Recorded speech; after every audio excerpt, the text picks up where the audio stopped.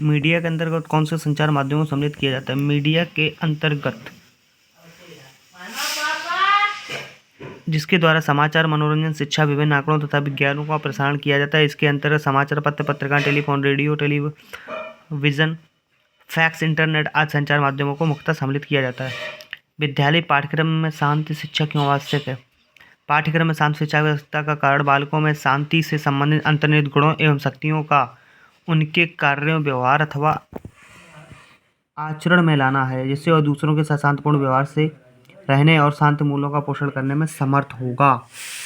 आपके मतानुसार शांति के प्रमुख घटक कौन से हैं? शांति के प्रमुख घटक अहिंसा, सत्याचरण, समानता, सहनशीलता, अनुकंपा, दयालुता, मित्रता, उदारता, खुलापन, आपसी समझ एवं बातचीत, सभी से प्रेम एवं प्रेमपूर्ण व्यवहार, पूर्वाग्रहों से स्वतंत्रता, वैश्विक भाईचारे का दृष्टिकोण इत्यादि।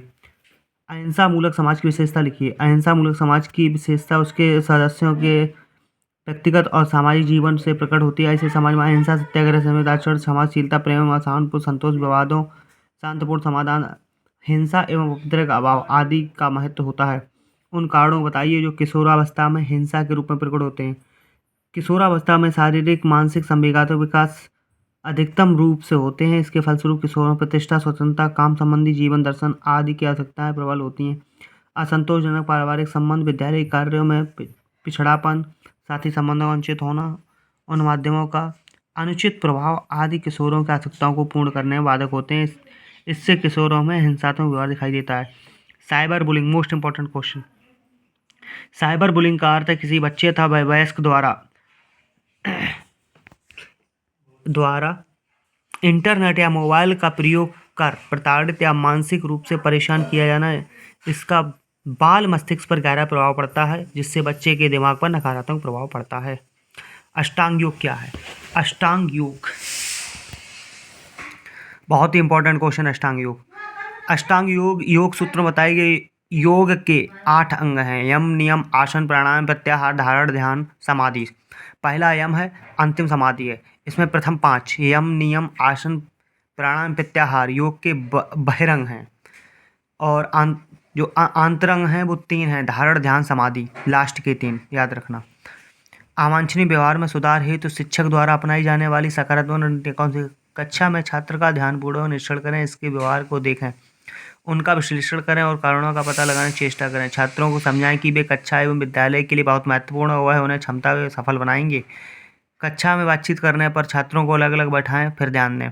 कक्षा में अवांछित व्यवहार को हतोत्साहित न करें। कक्षों को यह भी समझाएं कि उनके लिए आपकी राय क्या है आदि पर विचार विमर्श करें।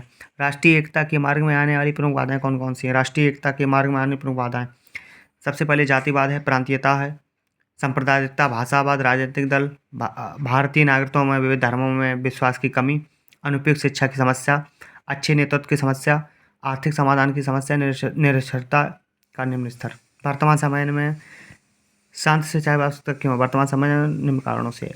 सामाजिक गुणों के विकास हेतु, नैतिक गुणों के विकास हेतु, आदर्शवादी मूल्यों के विकास हेतु, प्रकृति से प्रेम। शांति के लिए शिक्षा की प्रमुख बाधाएं क्या हैं? आतंकवाद, जातिवाद, भाषावाद, धार्मिक संकीर्णता। Very very important question for UP TET and super TET as well as DElEd. व्यक्तित्व किसे कहते हैं? व्यक्तित्व किसी व्यक्ति के बाह्य तथा आंतरिक गुणों की व्याख्या करता है। रैक्स के अनुसार व्यक्तित्व समाज द्वारा मान्य एवं अमान्य गुणों का संगठन। वुडवर्ड्स के अनुसार व्यक्तित्व के व्यवहार का समूचा सार ही उसका व्यक्तित्व होता है। व्यक्तित्व के 5 गुण कौन कौन से हैं? व्यक्तित्व के प्रमुख गुण: अनुभव के प्रति खुलापन, चैतन्यता, बहिर्मुखता, सहमतजन्यता, स्नायु विकृति। ये मनोविक्षिप्तता है। चैतन्यता से आप क्या समझते हैं? चैतन्यता व्यक्ति का प्रमुख गुण, इसके आधार पर ही व्यक्ति अपने कार्य एवं व्यवहार को प्रदर्शित करता है। क्वेश्चन नंबर 15, चित्त प्रवृत्ति की अवधारणा स्पष्ट कीजिए। चित्त प्रवृत्ति व्यक्ति के व्यक्तित्व से संबंधित स्वभाव है। अधिकांशतः यह कहा जाता है कि उस व्यक्ति का स्वभाव अच्छा है, उस व्यक्ति का स्वभाव अच्छा नहीं है। चित्त प्रवृत्ति के द्वारा व्यक्ति के व्यक्तित्व का निर्धारण समाज द्वारा किया जाता है। थॉमस एवं हार्वर्ड ब्रिज के द्वारा चित्त प्रवृत्ति विशेषताओं को बताया। क्रियाकलाप, नियमितता, संकेत क्रिया, अनुकूलन, प्रबलता, मनोदशा, ध्यान संबंधी योग्यता, ध्यान अवधि, संवेदनशीलता। व्यक्तित्व के कितने प्रकार बताए गए? व्यक्तित्व के 3 प्रकार बताए गए हैं। ये मुख्य 3 हैं: अंतर्मुखी, बहिर्मुखी, उभयमुखी। युंग ने भी 3 बताए हैं, वो अलग हैं। क्रैमसर के अनुसार व्यक्तित्व कितने प्रकार के होते हैं? क्रैमसर के अनुसार व्यक्तित्व 4 प्रकार: पिकनिक, एस्थेनिक, एथलेटिक, डिस्प्लास्टिक। सेल्डर ने व्यक्तित्व को कितने भागों में विभाजित किया? सेल्डर ने व्यक्तित्व को 3 भागों में विभाजित किया है, एंडोमार्फिक, मीसोमार्फिक, एक्टोमार्फिक। न्यूमैन तथा स्टर्न ने व्यक्तित्व को कितने भागों में विभाजित किया? न्यूमैन ने 2 भागों में। न्यूमैन तथा स्टर्न 2 व्यक्ति हैं तो 2 भाग समझ लो। विश्लेषणात्मक, संश्लेषणात्मक। आदत किसे कहते हैं? आदत एक अर्जित व्यवहार है जो स्वतः होता है और प्रत्येक व्यक्ति में यह नैसर्गिक पाया जाता है। जेम्स के अनुसार आदत दूसरा परिवर्तन है जो व्यवहार परिवर्तन में आता है। अधिगम की प्रक्रिया से यह परिवर्तन होता है। शांति शिक्षा क्या है? वह शिक्षा जो समाज में शांतिमय वातावरण का सृजन करता है, शांति शिक्षा कहलाती है। शांति शिक्षा में प्रभावित व्यक्ति आदर्शवादी, सदाचार तथा प्रकृति प्रेम वाला होता है। हिंसा का प्रभाव बताइए। हिंसा का प्रभाव मानसिक अशांति, सामाजिक असंतुलन, धन की हानि, विनाश का वातावरण, जीवन का विनाश। हिंसा के कौन कौन से प्रकार नामांकित करिए? हिंसा मौखिक और मनोवैज्ञानिक, शारीरिक, ढांचागत, लोकप्रिय, सांस्कृतिक, अश्लीलता। हिंसा के मोर्चे क्या क्या होते हैं? जाति, लिंग, भेदभाव, संप्रदायता, निर्धनता, भ्रष्टाचार, विज्ञापन। तनाव किसे कहते हैं? बहुत इंपॉर्टेंट क्वेश्चन। तनाव हर बार आता है। तनाव व्यक्ति की वह मनोदशा है जिससे व्यक्ति का व्यवहार असामान्य हो जाता है। तनाव की स्थिति में व्यक्ति सही गलत का निर्णय नहीं कर पाता है। गेट्स के अनुसार तनाव किसे कहते हैं? गेट्स के अनुसार तनाव असंतुलन की दशा है जो प्राणी को अपनी उत्तेजित दशा का अंत करने के लिए कोई कार्य करने को प्रेरित करती है। तनाव प्रबंधन बहुत इंपॉर्टेंट। तनाव प्रबंधन जिसके द्वारा व्यक्ति को असामान्य मानसिक स्थिति से सामान्य मानसिक स्थिति में लाया जाता है, तनाव प्रबंधन कहलाता है। तनाव की स्थिति में यदि कोई बालक व्यक्ति है जो उसे तनाव प्रबंधन के लिए खेल से जोड़ा जाए तो बालक का तनाव समाप्त हो जाए। खेल तनाव का प्रबंधन का सबसे अच्छा हो सकता है साधन। स्व जागरूकता किसे कहते हैं? स्व मीन्स होता है खुद से, जागरूकता मीन्स जागना। मतलब स्व जागरूकता वह गुण है जो जन्मजात ना होकर वातावरण से अर्जित किया जाता है। बच्चों के सर्वांगीण विकास के लिए स्व जागरूकता अत्यंत आवश्यक है। स्व जागरूकता के द्वारा बालक स्त्री पुरुष की आवाज़ में भेद करता है। सामाजिक बोध किसे कहते हैं? सामाजिक बोध का संबंध बालकों के मस्तिष्क से होता है। यदि कोई बालक समाज से विभिन्न पहलुओं को समझ कर समाज के लोगों को अपनी बातों तथा विचारों से प्रभावित करता है तो वह माना जाता है कि बालक सामाजिक बोध प्रबल है। सामाजिक बोध के अंतर्गत बालकों में नेतृत्व की एकता और निर्णय की योग्यता, सार्थकता, अवलोकन एवं गत्यात्मक कौशल का गुण आता है। चरित्र किसे कहते हैं? बहुत इंपॉर्टेंट। चरित्र व्यक्ति का मानसिक गुण है जिसके सामाजिक व्यवहार को निर्धारित करता है। चरित्र व्यक्ति के व्यक्तित्व का प्रमुख गुण है। बी.एन. झा के अनुसार चरित्र व्यक्ति का वह मानसिक तत्व है जो उसके सामाजिक व्यवहारिक को निर्धारित करता है। यह मानसिक संरचना जो उसकी सभी क्रियाओं के मूल में विद्यमान रहती है। अच्छे चरित्र के गुण। अच्छा चरित्र कैसा होना चाहिए? आदमी को आत्म अनुशासन होना चाहिए, विश्वसनीय होना चाहिए आदमी, विवेकशील, दृढ़ निश्चय, कर्तव्यनिष्ठा। नैतिकता का अर्थ समझिए मोरलिटी। ये भी क्वेश्चन में आता है हर बार लगभग। नैतिकता को अंग्रेजी मोरलिटी कहते हैं। नैतिकता का वह गुण है जिसमें समाज के प्रत्येक व्यक्ति का हित होता है क्योंकि यह समाज में व्यवस्था बनाए रखती है। हिंसा, ये भी बहुत इंपॉर्टेंट है। हिंसा एक विनाशकारी प्रक्रिया है जो प्रत्येक स्तर पर नकारात्मक प्रभाव छोड़ती है। भारतीय दर्शन मन, वचन, कर्म से जीव मात्र को कष्ट देना ही हिंसा कहलाता है। धारणा, ध्यान एवं समाधिपूर्ण रूप से कौन सी धारणा है? मानसिक तथा आध्यात्मिक। बहिरंग योग क्या है? मैंने आपको पहले ही बताया था। बहिरंग 5, पहले वाले 5 यम, नियम, आसन, प्राणायाम, प्रत्याहार। अंतरंग लास्ट वाले धारणा, ध्यान, समाधि। 37 यम क्या है? यम मैंने बताया था पहला यम होता है अष्टांग योग का पहला यम। यम अष्टांग योग का पहला चरण है। यम का अर्थ है नैतिक शिष्टाचार, चित्त को स्थित रखने का प्रमुख गुण। यम कितने प्रकार का होता है? यम 3 प्रकार। यम तो वैसे तो 3 का है लेकिन यहाँ पर 5 है। अहिंसा, सत्य, असत्य, ब्रह्मचर्य, अपरिग्रह। समाधि लास्ट वाला होता है। समाधि अष्टांग योग का अंतिम चरण यह है। ध्यानाभ्यास करने की अवस्था है। चरित्र का निर्माण करने वाले किन्हीं 2 कारणों का उल्लेख करिए। चरित्र का निर्माण करने 2 कारण, जीवन शक्ति एवं संवेदनशीलता।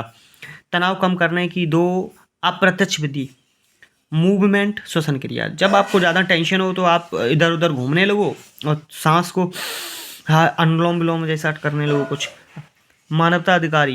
मानवाधिकार शिक्षा के 2 उद्देश्य, विश्व बंधुत्व की भावना जागृत करना, समानता की भावना जागृत करना।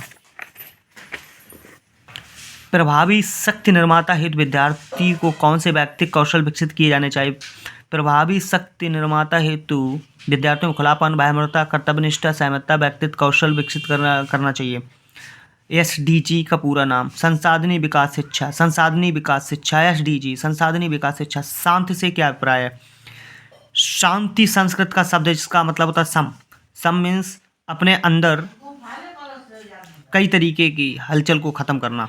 मानव शांति की समस्या अनादिकाल से चली आ रही है। शांति के अंतर्गत है स्थायी भावना जिससे प्रेरित होकर वह व्यक्ति समूह समाज या देश दूसरे द्वारा अर्जित विचारों के प्रति सहिष्णुता एवं भाईचारे का भाव निरंतर करता है। भारतीय जीवन पर प्रकाश डालिए। भगवत गीता में व्यक्ति के व्यक्तित्व के विकास के लिए 26 सद्गुण बताए गए हैं, जिसमें आशय है सत्य, संशुद्धि, दान, यज्ञ, स्वाध्याय, तप, अहिंसा, सत्यक्रोध, त्याग, शांति, प्राणियों में दया, क्षमा, अहंकार, शून्यता, घृणा से दूर आदि। सर्वोदय कार्यक्रम पर प्रकाश डालिए। सर्वोदय समाज में सुख होते हैं। सर्वोदय का रास्ता प्रेम और प्रेम के द्वारा ही शांति स्थापित करना। व्यक्तित्व विकास की अवस्थाएं: जन्म से पूर्व की अवस्था, शैशवावस्था, बाल्यावस्था, किशोरावस्था। जन्म से पूर्व की अवस्था 0 से 9 महीने तक। व्यक्तित्व क्या है? बहुत ही इंपॉर्टेंट क्वेश्चन। एक व्यक्ति का व्यक्तित्व वह है जिसके आधार पर हम कह सकते हैं कि किसी प्रवृत्त परिस्थितियों में व्यक्ति क्या करेगा। व्यक्तित्व के निर्धारण के तत्व। व्यक्तित्व के 3 तत्व हैं: जैविक या शारीरिक, मनोवैज्ञानिक और वातावरण। स्वजागरूकता को समझाइए। मैं पहले बता चुका हूँ, स्वजागरूकता का स्वयं ही जिम्मेदारी। आदमी खुद से ही सीखता है।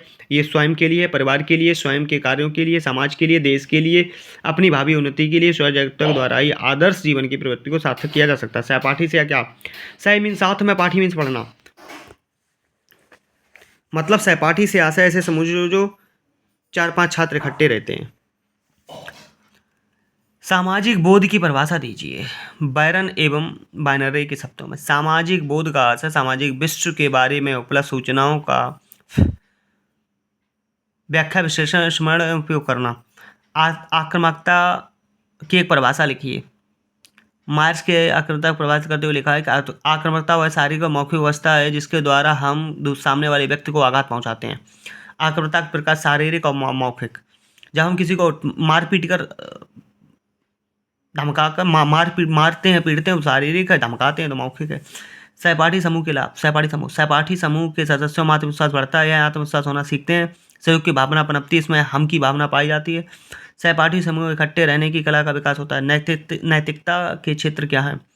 व्यक्ति, परिवार, स्कूल, समाज। नैतिकता क्या है? नीति के अनुसार व्यवहार करना नैतिकता।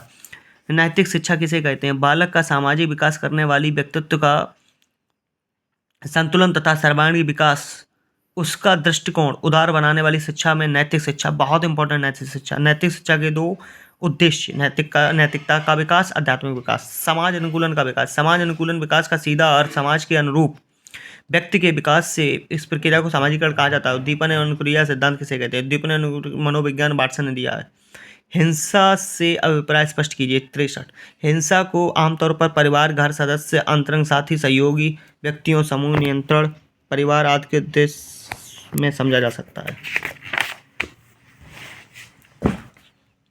हिंसा के कितने रूप देखने को मिलते हैं? हिंसा को 9 भागों में बांटा गया है। अनुचित दबाव के अंतर्गत मनोवैज्ञानिक हिंसा के क्या क्या रूप हो सकते हैं? कानून का पालन ना करना, कानून सलाह सहायता ना लेना, घर से बाहर जाने कोई अनुमति नहीं, स्वास्थ्य लाभ के लिए डॉक्टर नहीं बदल सकते आदि। विवादों के बाद समझौते की प्रक्रिया, मूलभूत चरणों का उद्देश्य कीजिए।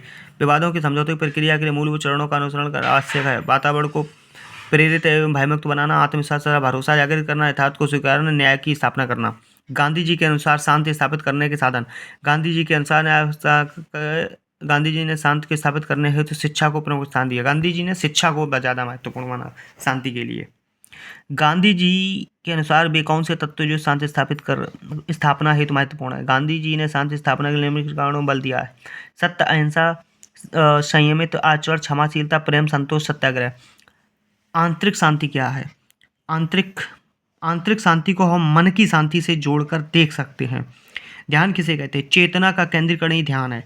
ध्यान एवं रुचि एक ही सिक्के के 2 पहलू। अष्टांग के प्रथम 2 यम और नियम किस अभ्यास से संबंधित? आचार संबंधी अभ्यास। अष्टांग के 2 चरण आसन प्राणायाम किस? भौतिक रूप से योगाभ्यास। अष्टांग योग का कौन सा चरण इंद्रिय निग्रह का उपाय करता है? प्रत्याहार। आसन किसे कहते हैं? पतंजलि, योग गुरु पतंजलि।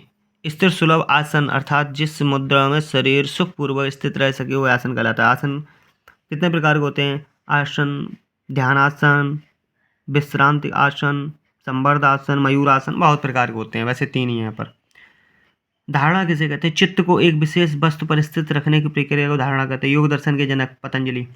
योग क्या है? योग वह क्रिया जिसमें को शारीरिक तथा मानसिक शांति की प्राप्त होती है। चित्त को एकाग्र करने की प्रक्रिया को योग कहते हैं। अष्टांग योग का संबंध किस विद्वान महर्षि से है? पतंजलि से। शांति मूल्य किसे कहते हैं? शांति मूल्य के अंतर्गत विश्व बंधुत्व एवं मानव सर्वोपरि होता है। मानवीय कल्याण ही शांति मूल्यों को सर्वोपरि। लोकतंत्र क्या है? Abraham Lincoln. लोकतंत्र का मतलब होता है लोगों के द्वारा लोगों के लिए लोगों का शासन। सतत विकास किसे? सतत मतलब होता है कंटिन्यूअस। सतत विकास को पोषणीय विकास भी कहा जाता है। मानव का संतुलन एवं स्थिर विकास जिसका संबंध प्राकृतिक संसाधनों के प्रत्येक पद से होता है सतत विकास कहलाता है। सतत विकास की आवश्यकताएं पर प्रकाश डालिए। सतत विकास संसाधनों का सर्वोत्तम उपयोग, संतुलित विकास, मानवीय मूल्यों का विकास, पर्यावरणीय मूल्यों का विकास, वैश्विक पर्यावरण नीति का निर्माण। प्राणायाम किसे कहते हैं? प्राणायाम हम सभी लोग जानते हैं प्राणायाम से। प्राणायाम दो शब्दों से प्राण प्लस आयाम। प्राण का अर्थ है श्वास, मतलब हम जो सांस लेते हैं वो श्वास प्राण का मतलब, और आयाम का मतलब लंबाई। तो श्वासों का विस्तार एवं नियंत्रण। उपनिषदों में प्राणायाम को नाड़ी शुद्धि के उपाय के रूप में स्वीकार करें। प्रत्याहार किसे कहते हैं? बहुत इंपॉर्टेंट। प्रत्याहार पतंजलि का अष्टांग योग से बहिरंग अंतरंग अवस्थाओं की एक रूप है। शांत शिक्षा में मूल्य का क्या तात्पर्य है? मूल्य का तात्पर्य उन लक्षणों, विश्वासों, विचारों एवं सूक्ष्म तत्वों से जीवन के सार्थक बनाने में सहयोग देते हैं। शांत शिक्षा में मूल्यों का विशेष महत्व होता है। योग सूत्र के 8 अंग कौन कौन से? योग सूत्र में बताए गए 8 अंग हैं। यम, नियम, आसन, प्राणायाम, प्रत्याहार, धारणा, ध्यान, समाधि। भारत में राष्ट्रीय मानवाधिकार का गठन कब हुआ? भारत में 12 अक्टूबर 1993 से किया था। शांत शिक्षा का अर्थ। शांति का अर्थ शारीरिक, मानसिक, आध्यात्मिक विकास की विरोध तथा विभेद रहित शिक्षा, जहाँ संयम, भय आदि भेदभाव दूर करने के उपाय। गरीबों के कल्याण हेतु आगे बढ़ाने के लिए अनेक योजनाएं चलानी होंगी जिससे आर्थिक भेदभाव दूर हो, सभी को समान अधिकार मिले। सामाजिक भेदभाव को दूर करने के लिए जातिगत व्यवस्था को मिटाना होगा तथा सभी जातियों को समान अधिकार देने होंगे। अहिंसा से क्या तात्पर्य है? अहिंसा का समान अर्थ है हिंसा न करना। इसका व्यापक अर्थ है किसी भी प्राणी को तन, मन, कर्म, वचन एवं वाणी से कोई नुकसान न पहुंचाना। मन में किसी का अहित न सोचना, किसी को कटुवाणी के द्वारा नुकसान न पहुंचाना तथा कर्म से भी किसी भी अवस्था में किसी भी प्राणी की हिंसा न करना। सामाजिक तनाव से क्या अभिप्राय है? जो तनाव समाज के लोगों द्वारा उत्पन्न होता है उसे सामाजिक तनाव कहते हैं। नैतिक शिक्षा की एक परिभाषा। बालक का सामाजिक विकास करने वाली व्यक्तित्व का संतुलन एवं सर्वांगीण विकास, उसका दृष्टिकोण उदार बनाने वाली शिक्षा को नैतिक शिक्षा कहते हैं। जनसंचार। जनसंचार का अर्थ समझाइए। जनसंचार से तात्पर्य उन सभी साधनों के अध्ययन एवं विश्लेषण से जो एक साथ बड़ी संख्या के साथ संचार और एकदम सहायक होते हैं। जनसंचार के माध्यम से शब्द की उत्पत्ति संस्कृत के चर धातु से हुई है, जिसका चलना। स्थिर प्रज्ञ किसे कहते हैं? सुख दुख में एक जैसा रहना स्थिर प्रज्ञ कहलाता है। इसमें भय, रोग, क्रोध, कष्ट सब दूर हो जाते हैं। अनुच्छेद 325 संबंधित है। कोई भी व्यक्ति केवल धर्म, वर्ग, जाति, लिंग इनमें से किसी भी आधार पर निर्वाचित नामांकन शामिल होने के लिए अयोग्य नहीं होगा। मतलब धर्म आदि से किस फर्क नहीं पड़ता 325 को, कोई भी भारत का नागरिक। केंद्रीकरण विधि क्या है? केंद्रीकरण विधि से अभिप्राय है कि सत्ता शीर्ष या उसके आसपास एकत्र होना चाहिए।